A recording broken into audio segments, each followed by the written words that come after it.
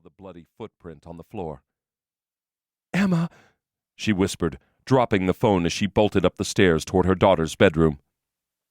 She stopped at the top of the stairs, shocked at the broken furniture, the splintered glass on the floor. Her vision tunneled, and she saw Emma lying in a bloody heap at the end of the hallway. A man stood over her, a knife in his hand. "No!" The man lunged toward her. Without thinking, Abigail stepped back. She tripped, falling down the stairs, hip and shoulder blades thumping the hard wood as she slid head first. She landed in the foyer, the breath knocked out of her lungs. The man was rushing down the stairs, the knife still in his hand. She kicked up as he came off the last tread, lodging the toe of her sneakers somewhere between his asshole and scrotum. She was far off the mark, but it didn't matter. The man stumbled, cursing as he went down on one knee. She rolled onto her stomach and scrambled toward the door. He grabbed her leg, yanking her back so hard that a white-hot pain shot up her spine and into her shoulder. She started kicking at him, legs flailing wildly behind her as she inched toward the front door. "Stop it!" he screamed, both his hands clamping down on her ankles. "God damn it, I said stop!" She twisted around so she could face her attacker. He was on his knees, holding her ankles to keep her from kicking. The knife was beside him on the floor.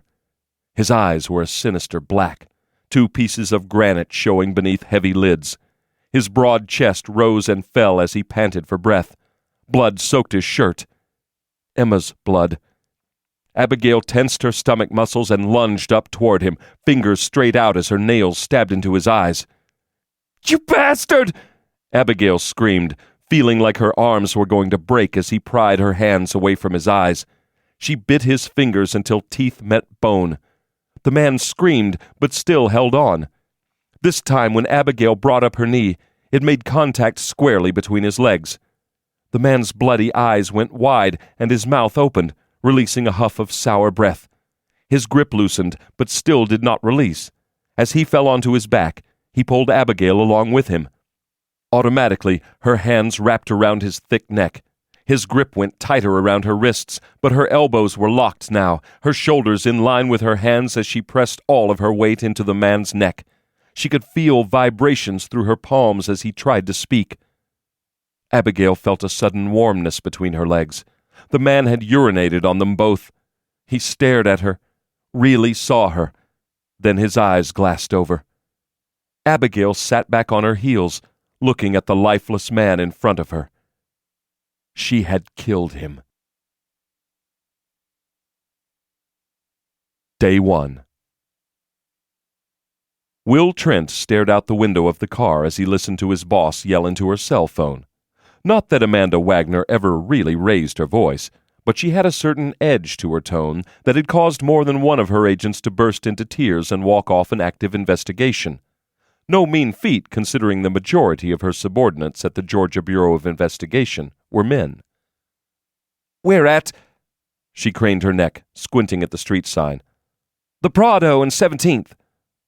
Amanda paused. "Perhaps you could look up the information on your computer?" Amanda covered her eyes with her hand. She whispered into the phone. "How long until the server is back up?" The answer caused her to breathe out a heavy, pronounced sigh. Will indicated the screen dominating the middle of the wood-lined dashboard. The Lexus had more bells and whistles than a clown's hat. "Don't you have GPS?" She dropped her hand, considering his question, then began fiddling with some knobs on the dashboard. The screen didn't change, but the air conditioning whirred higher. Will chuckled, and she cut him off with a nasty look, suggesting, "Maybe while we're waiting for Caroline to find a street map, you can get the owner's manual out of the glove box and read the directions for me." Will tried the latch, but it was locked. He thought this pretty much summed up his relationship with Amanda Wagner. She often sent him the way of locked doors and expected him to find his way around them. Will liked a good puzzle as much as the next man, but just once it would have been nice to have Amanda hand him the key. Or maybe not. Will had never been good at asking for help, especially from someone like Amanda, who seemed to keep a running list in her head of people who owed her favors. He looked out the window as she berated her secretary for not keeping a street map on her person at all times. Will had been born and raised in Atlanta.